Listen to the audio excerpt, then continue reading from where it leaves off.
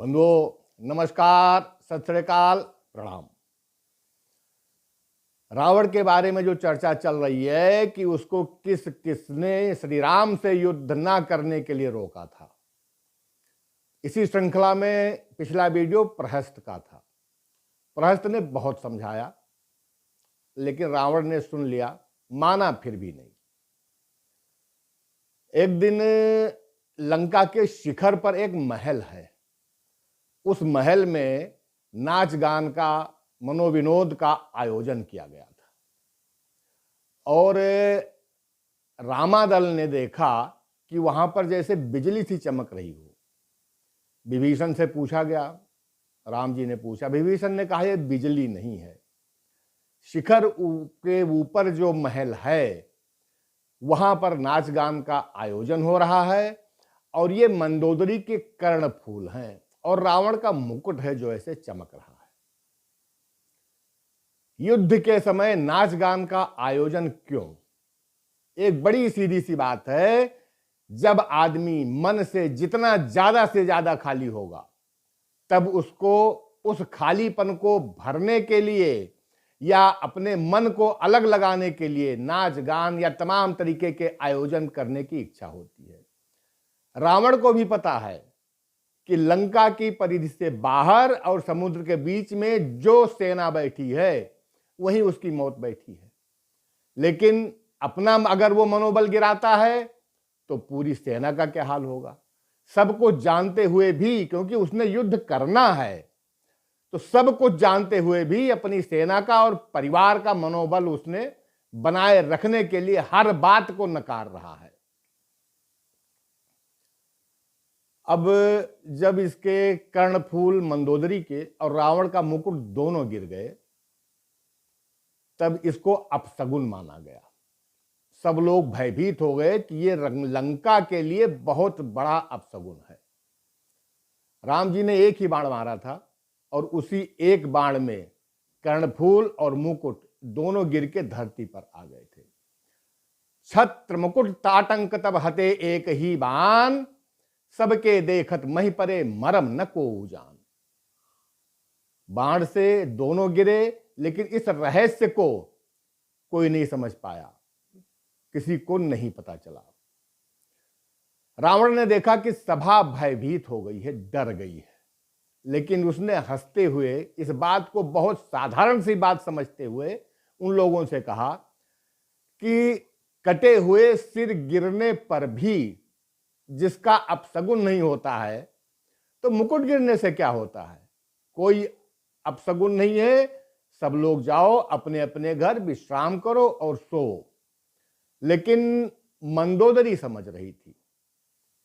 मंदोदरी को न चैन था न विश्राम था, क्योंकि जब से उसका कर्णफूल नीचे गिरा था तब उससे उसके मन में एक भयानक डर सा बैठ गया था। दसमुख देख सभा भय पाई, बिह से बचन कह जुगत बनाई। सिरव गिरे संतत शुभ जाही, मुकुट परे कस असगुन ताही। कि मुकुट के गिरने से कौन सा असगुन हो गया?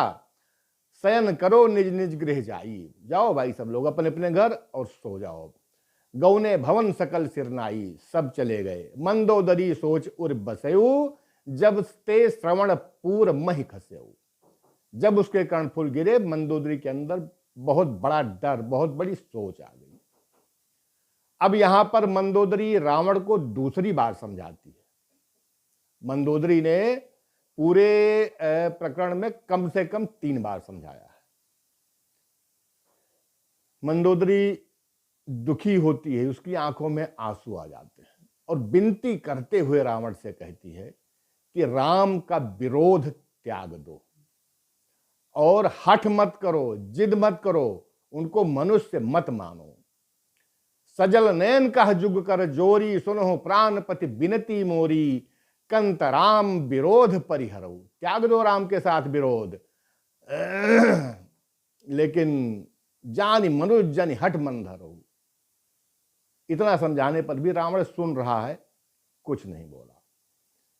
अब राम के बारे में, राम के रूप के बारे में मंदोदरी ने यहां थोड़ा वर्णन किया कि अगर इस तरीके से कुछ कहा जाए तो शायद रावण के मन में बात आ जाए।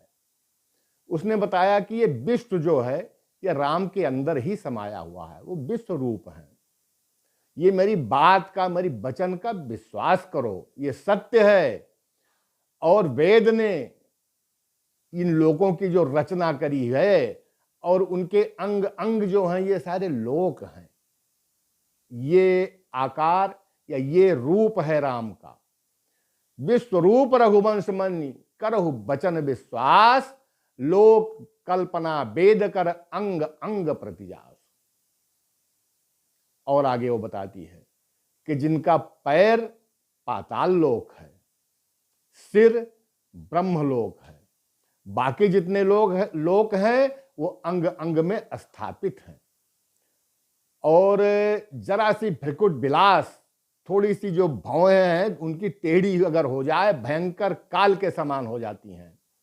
आंखें उनकी सूर्य हैं और बाल जो हैं वो घने मेघों की राशियां हैं, घने मेघों की तरह हैं। पद पाताल शीस अजधामा, अपर लोक अंग अंग विश्रामा। भ्रिकुट विलास भयंकर काला, नयन दिवाकर कच घन माला। फिर मंदोदरी ने समझाया कि शिव जी जिसके अहंकार स्वरूप हैं, ब्रह्मा जी जिनकी बुद्धि है, मन जो है वो चंद्रमा रूप है, चंद्रमा जिनका मन है, और चित्त महान है, विष्णु रूप है। और वो मनुष्य के रूप में इस समय रूप धरे या अपना अवतार लेकर के आए हुए हैं। वो राम भगवान है साक्षात, वो साधारण मनुष्य नहीं है।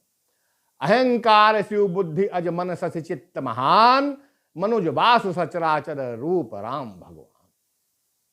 और आगे वो बताती है कि ऐसा विचार करके, ये तो संक्षेप में उसने बताया क्योंकि ब्रह्म का या ईश्वर का रूप इतने से तो नहीं कहा जा सकता है, लेकिन मंदोदरी ने फिर आगे कहा कि ऐसा विचार करके सुनो, और प्रभु वो प्रभु हैं, उनको मनुष्य मत मानो, राम मत मानो, उनसे अपना बैर और शत्रुता त्याग दो, उनके चरणों में स्नेह करो, प्रेम करो, जिससे हमारा सुहाग और जिंदगी लंका सब बची रहे। अस विचार सुन प्राणपति प्रभु सन बयरु बिहाय, प्रीति करहु रघुबीर पद मम अहिबात न जाए। रावण चुप रहा, थोड़ी सी बात बोलता है और इसके बाद में उसने बहुत तरीके से मंदोदरी को समझाया है और ये प्रमाणित कर दिया कि नहीं, हम डर नहीं रहे हैं और अंत में राम को हारना पड़ेगा, ऐसा रावण ने कहा और सोचा। उसने कहा जो तुम कह रही हो तुम्हारी बात बड़ी गूढ़ है, बड़ी रहस्य वाली है, समझने में अच्छी लगती है, सुनने में भयदायी है, डर नहीं लगता है इससे। लेकिन ये सब कहने के बाद में मंदोदरी के मन में यह विश्वास हो गया कि अब ये काल के वशीभूत हैं, अब इनको कुछ भी समझाओ, कुछ भी कहो, इनके ऊपर कोई असर नहीं पड़ेगा, कोई भी बात का, किसी भी बात का प्रभाव नहीं पड़ेगा, क्योंकि इनकी बुद्धि काल के अधीन है। तो बतकही गूढ़ मृगलोचन, समुझत सुखत सुनत भय मोचन। मंदोदरी कहा महु अस्थयऊ, पिए ही काल बस मति भ्रम भय। इनकी बुद्धि भ्रमित हो गई है। और जो काल के वशीभूत होता है उसको मंदोदरी क्या, अगर साक्षात ब्रह्मा जी उसके गुरु बन करके आ जाएं और उसको समझाएं, बात उसके पल्ले नहीं पड़ेगी, वो नहीं समझेगा, क्योंकि काल की गति बड़ी टेढ़ी होती है, वक्र गति है, और रावण के सर पर काल नाच रहा है इस समय, इसलिए वो किसी की भी समझाई हुई बात को समझेगा नहीं। और अंत में खैर युद्ध करने का उसका जो उद्देश्य है, तो बीच में समझौता का या संधि का तो कोई मतलब ही नहीं है। फूल ही फर ही न बेत, बेत का जो पौधा होता है, अमृत के समान जल अगर उसके ऊपर बादल बरसाते रहें तो उसमें फूल और फल नहीं आते हैं। इसी तरह जो मूर्ख हैं उनके हृदय में चेतना जागृत नहीं होती है, चाहे ब्रह्मा जी भी उनके गुरु बन जाएं। फूरय फरय न बेत, जदप सुधा बरसहि जलद, मूर्ख हृदय न चेत, जो गुर मिलहि बिरंच सम। शेष अगले वीडियो में। भाइयों, हमारे चैनल को लाइक, शेयर और सब्सक्राइब करते रहिएगा। धन्यवाद, प्रणाम, जय श्री सीताराम।